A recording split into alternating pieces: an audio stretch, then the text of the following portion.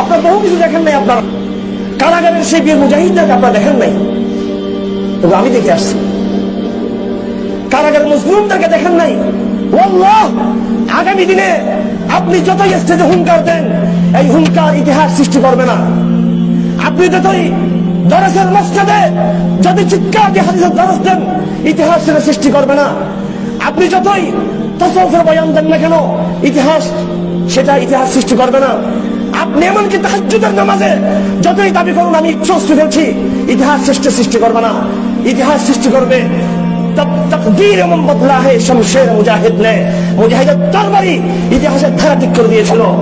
আর ওই সমস্ত মজলুম যাদের কেউ খবর নিচ্ছে না, অথচ এই দেশে ওলামায়ে কেরাম আছে, এই দেশে শাইখুল হাদিসের অভাব নেই, এই দেশে সেলিব্রিটির অভাব নেই, এই দেশে ইসলামের অভাব নেই। কেন আজ বছর পর বছর ওই সমস্ত আশিকে রাসূল যারা কেউকে ক্ষমতায় বসানোর জন্য, কেউকে ক্ষমতায় নামানোর জন্য কাউকে তারা আঘাত করে নাই, শুধু রাসূলের ভালোবাসায় কিছু নাস্তিককে আঘাত করেছিল, কেন তাদের খবর নিচ্ছেন না? তাদের পরিবার খবর নিচ্ছেন না, তাদের খরচ দিচ্ছেন না কেন? কেন তাদের কর্তব্য দিচ্ছেন না? কিসের ফতোয়া, কিসের মুফতি, কিসের দারুল ইফতা? ফতোয়া এটাই, লাউ উসিরা মুসলিমুন মশরিকের পূর্ব প্রান্তে যদি কোনো মুসলমান গ্রেফতার হয়ে থাকে, পশ্চিম প্রান্তের মুসলমানদের ফরজ সেই মুসলমানকে মুক্ত করা। ওয়াকাল কুরতুবী ক্বাল ইবনে খুয়াইজদাদ আল-মান্দার, ইমাম কুরতুবী লিখেছেন হাওয়ালা দিয়ে, ফাকুল উসারা ওয়াজিবুন শারআন, কারাবন্দী নির্যাতিত মুসলমানদেরকে জেল থেকে মুক্ত করা এটা ওয়াজিব। ওয়ালাউ লাম ইয়াবকা দিরহামুন ওয়াহিদুন, যদি এক টাকা যদি বাকি না থাকে। আপনাদের এলাকার আব্দুল গনি ফতেহপুরি 5-6 মাস আগে ছোট্ট একটা কথা লিখেছে, 8 মাস 9 মাস কারাগার চলে গেল।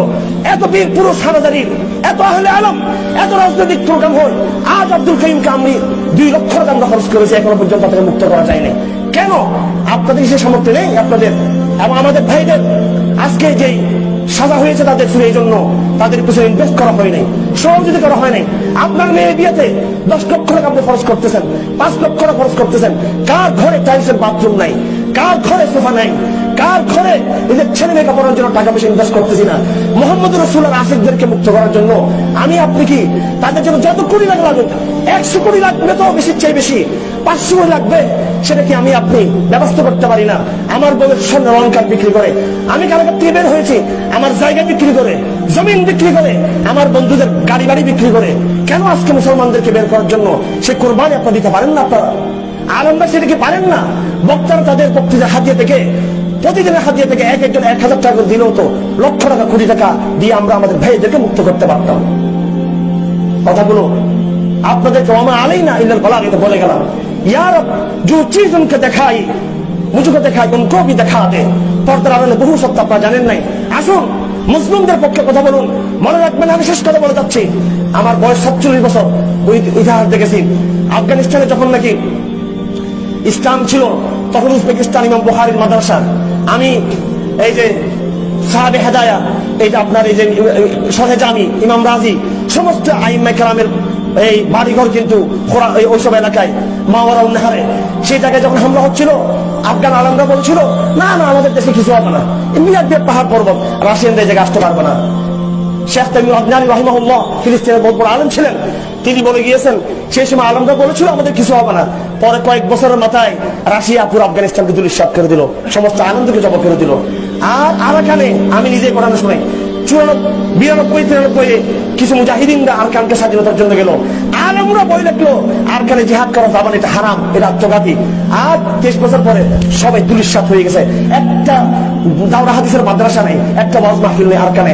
আগামী দিন আপনি মনে করবেন না যে লালখান বাজার মাদ্রাসা থেকে যাবে, হাটাদের মাদ্রাসা কিছু হবে না, মেঘলের কিছু হবে না, লালবাগ রহমানি কিছু হবে না, এটা মনে করবেন না সেটা।